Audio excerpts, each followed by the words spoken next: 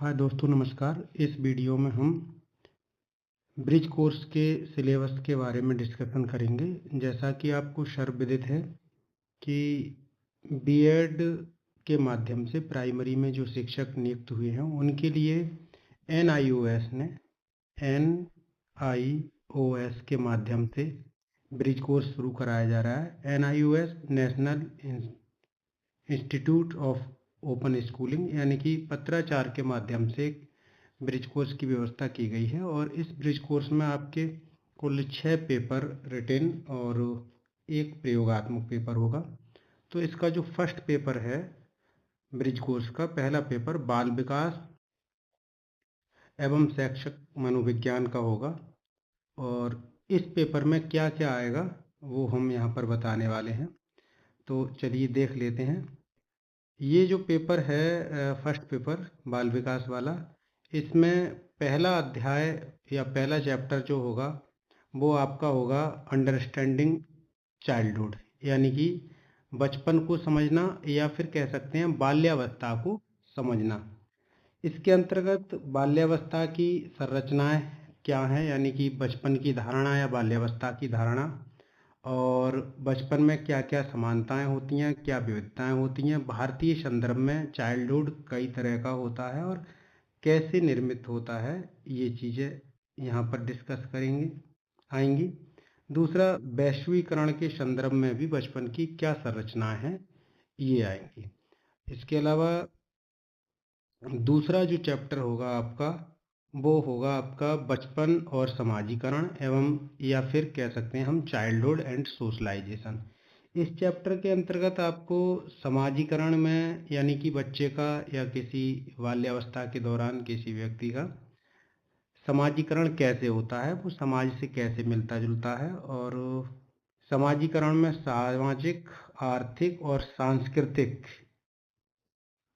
इन चीज़ों का क्या महत्व है, क्या अंतर है, पेरेंटिंग की क्या भूमिका है, यानी गुड पेरेंटिंग और बैड पेरेंटिंग क्या है, पेरेंटिंग का बच्चे की समाजीकरण में क्या प्रभाव पड़ता है, परिवार का बच्चे की सामाजिकरण में क्या प्रभाव पड़ता है, वयस्क बच्चे के रिश्ते, बाल पालन की कौन कौन सी प्रथाएं हैं, बाल श्रम क्या है, बाल शोषण क्या है, और गरीबी के संदर्भ में बाल्यावस्था का अध्ययन किया जाएगा।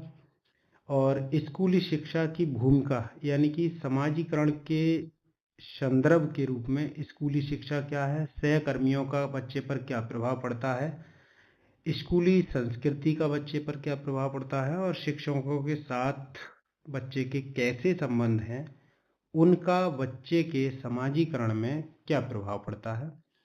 इसके अलावा तीसरा जो चैप्टर होगा यहाँ पर, तीसरा चैप्टर जिसका नाम आपका होगा स्वयं की भारतीय अवधारणा है, the Indian concept of self.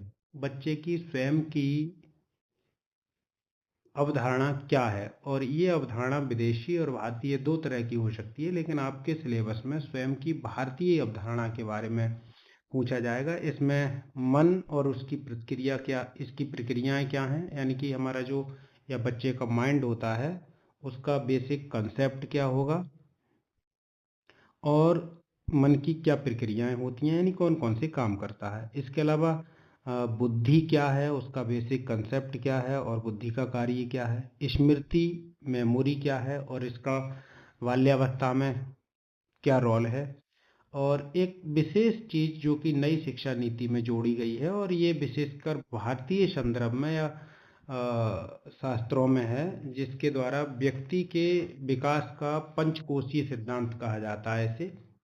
ये पंचकोशीय सिद्धांत क्या है, इसका कंसेप्ट क्या है और पंचकोशीय विकास में क्या क्या चीज़ आती है। हालांकि यहाँ पर केवल सिलेबस के डिस्कशन की बात की जा रही है। अगर आगे आप हमसे जुड़े रहेंगे तो विस्तार से हम इसमें बताएंगे कि पंचकोशीय सिद्धांत क्या है।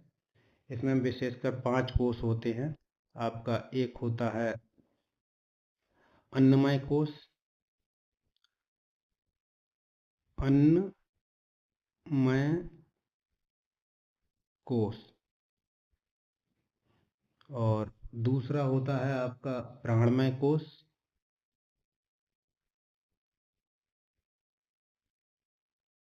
प्राणमय कोश। तीसरा होता है आपका मनोमय कोश, मनोमय कोश। चौथा होता है आपका विज्ञानमय कोश, विज्ञानमय कोश। और पांचवा होता है आपका आनंदमय कोश। हालांकि इन सब का विस्तार बाद में किया जाएगा, यहाँ पर केवल ये समझना जरूरी है कि क्या क्या चीज़ें आएंगी। और इसके अलावा हमारे मन, बुद्धि, स्मृति और पंचकोशीय विकास का शिक्षा में क्या महत्व है, शिक्षा में इसका क्या निहितार्थ है, ये चीज़ें भी चैप्टर 3 के अंतर्गत आएंगी। चैप्टर 4 जो होगा इसका नाम विकास है, और इसमें बेसिक रूप से 3 भागों में हम बांट सकते हैं।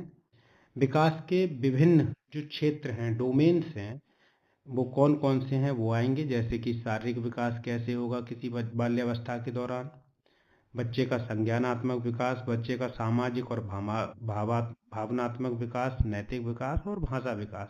इस तरह से ये विकास के डोमेन हैं, 1 2 3 4 5 6 डोमेन हैं। इनमें जो है कैसे विकास होता है, और इन पर यानी कि बच्चे के शारीरिक, मानसिक, सामाजिक, संवेगात्मक, नैतिक और भाषा विकास में परिवार की क्या भूमिका है, साथी ग्रुप्स हैं उनकी क्या भूमिका है, और स्कूल की क्या भूमिका है, ये जो है आपका चौथे चैप्टर के अंतर्गत आएगा। इसके अलावा जो अगला चैप्टर होगा, चैप्टर 5, इसका नाम होगा खेल और विकास। यानी कि एक बच्चे का खेल क्या है और विकास क्या है, खेल के माध्यम से उसके विकास में क्या परिवर्तन आते हैं या क्या क्या प्रभाव पड़ता है। तो यहाँ पर खेल का अर्थ और बच्चों के विकास के विभिन्न पहलुओं के साथ उसका क्या जुड़ाव है, खेलों के प्रकार कितनी तरह के होते हैं, कौन कौन सी किस्म के होते हैं, समूह गतिशीलता, ग्रुप डायनामिक यानी खेलों के नियम क्या होंगे और बातचीत के माध्यम से कैसे इनका समाधान होगा, संघर्ष समाधान, बच्चे मतभेदों को सुलझाना कैसे सीखते हैं, ये आपके 5वें चैप्टर में आएगा। चलिए देखते हैं छठे चैप्टर में क्या क्या चीज़ें होंगी। छठा जो चैप्टर होगा वो होगा आपका अवधारणा निर्माण, कंसेप्ट फॉर्मेशन। जैसे जैसे बच्चा बड़ा होता जाता है तो वो किसी भी चीज़ों के बारे में अपने मन में अवधारणा का निर्माण कर लेता है, कंसेप्ट क्लियर करता है। तो वो चीज़ें यहाँ पर आएंगी। यहाँ पर सीखने के संदर्भ में घर, स्कूल और वातावरण ये क्या हैं, इनका अवधारणा निर्माण में क्या रोल है, और सुगम बनाना, मौजूदा विचारों का निर्माण कैसे किया जाएगा, संबंध कैसे बनाए जाते हैं, अर्थ का निर्माण कैसे किया जाएगा, किसी भी टॉपिक, किसी भी चीज़ के बारे में हम कैसे उसका अर्थ निकालते हैं, कैसे विचारों का निर्माण करते हैं, कैसे एक दूसरे विचारों का में संबंध जोड़ते हैं, रिश्ते और बड़े विचार कैसे होते हैं, ग्राफिक आयोजन, अवधारणा मानचित्रों का प्रयोग और पंचपदी, ये हार्वर्ड की पंचपदी योजना है, ये आपके छठे चैप्टर में आएगी। 7वां चैप्टर जो होगा वो सीखने के सिद्धांत से संबंधित होगा। सीखने के कौन कौन से सिद्धांत हैं, इसमें आधुनिक शिक्षा शास्त्र, अनुभवात्मक शिक्षा, खिलौनों पर आधारित, और शिक्षण शास्त्र और कला एकीकृत शिक्षा, ये चीज़ आएंगी।